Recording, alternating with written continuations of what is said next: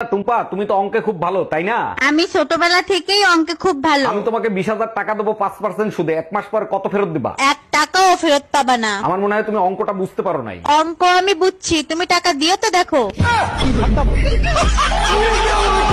এই শোনো, ক্লাস 9-এ সুন্দর একটা কবিতা ছিল, সেই কবিতার কথা না আমার মনে আসতিছে না, তোমার কি মনে আছে? আরে একটা না, দুইটা সুন্দর কবিতা ছিল। একটার গাল গোলাপের মতো সুন্দর ছিল, আর একটার চোখ পাগল করে দিত। আমি বইয়ের কবিতার কথা বলছি। বারবার কেন ফোন দিচ্ছ? বলছি না আমি তোমার সংসার আর করবো না। এই কথাটা শোনার জন্যই বারবার ফোন দেই। কোন কথাটা শোনার জন্য? এই যে বলো না তোমার সংসার আর করবো না, শুনলে কলিজাটা জুড়াইয়া যায়। কালকেই আসতেছি মাকে সাথে নিয়ে তোর কলিজায় আগুন ধরাইতে।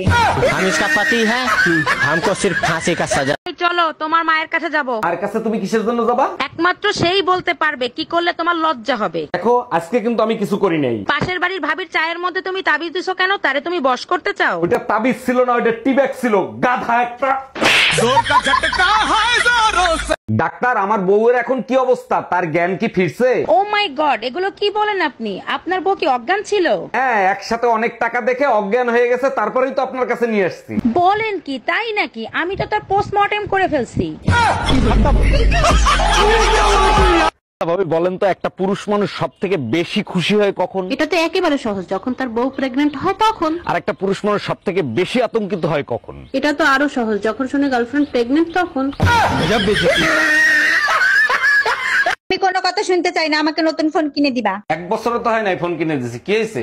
ভালো হয়েছে, একটু পর পর হ্যাং করে। একেবারে তোমার মতো বিনা কারণে হ্যাং হয়ে যায়। না জানি কোন কুক্ষণে এই ফোন কিনে দিছিলা। ঠিকই বলছো, কুখন ছিল। ওই দিন আমাদের ম্যারেজ ডে ছিল। खत्म, bye bye, tata, goodbye. Hello, hello, কেমন আছেন আপনি? যেখানে রেখে গেছো তুমি সেখানেই পড়ে আছি আমি। তারপর বলেন, আপনি বিবাহিত না অবিবাহিত? তোমাকে পাইনি তাই বিয়ে করা হয়নি। আর তোমার? বাসায় আসো, বেলনের বাড়ি খাইলেই বুঝতে পারবা। Bye bye, Tata.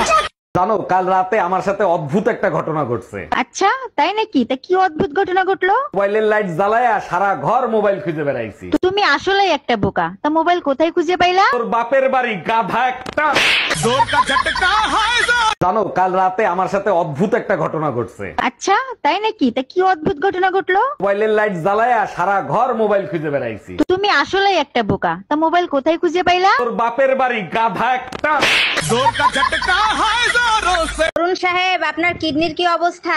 জি ডাক্তার সাহেব, আগের থেকে অনেক ভালো, শুধু ছোট্ট একটা প্রবলেম। কি সমস্যা বলেন? প্রস্রাব করতে গেলে বাম ঠ্যাং জেগে যায়। আরে ওইটা তো কোনো সমস্যাই না, ওটা তো কুত্তার কিডনি ছিল। ও আচ্ছা। আচ্ছা, সবসময় তুমি ঝগড়ার মুডে কেন থাকো? একটু ভালোবেসে কথা বলা যায় না? এসব প্রেম ভালোবাসা আমাকে দ্বারা হবে না। ঝগড়া করবা তো বলো। 20 বছর কি বাপের বাড়ি ঝগড়ার পিএইচডি করে আসছো? একদম বাপের বাড়ি তুলে কথা বলবা না, একেবারে গুষ্টি ধুয়ে রোদে শুকাবো। এই, তোর লজ্জা করে না হাঁটুর বয়সে একটা ছেলের সাথে প্রেম করিস? তোর যা মনে চাই তুই তাই কর, বিয়ে আমি মামুনরেই করব। আরে গাধা, ও তোর থেকে 5 বছরের ছোট। আরে তাতে কি হয়েছে, আমি 5 বছর পরে বিয়ে করব। কিরে মিল্কি, তোর কুত্তা দুইটারে সাইডে দোছস কে? রাস্তায় বইয়ে ঘেউ ঘেউ করতেছে। আর বইলেন না অরুণ ভাই, 2টা কুত্তারই চুলকানি হয়ে গেছে, তাই লাথি মাইরা রাস্তায় নামাই দিছি। চুলকনি হয়েছে ভালো কথা, মলম লাগাই দিতিস, ঠিক হয়ে যাইতো। বিগ হাউস হয়ে গেছে, মলম লাগাইতে গেলে ইনফেকশন করবে। চলেন ভাবি, আপনাকে ঘুরাই নিয়ে আসি। টাকলা বেলতলা একবার যায়, বারবার না। টাকলা বেলতলা একবার যায় মানে কি? বুঝলাম না। আপনার ভাইয়ের কাছে একবার ঘুরতে চাইছিলাম, এমন ঘুরাইছে, ঘোড়ার শখ মিটে গেছে। বলেন কি? তা কোথায় ঘুরাইছিল? ফ্যানের সাথে বাইন্দা তারপর ঘুরাইছে।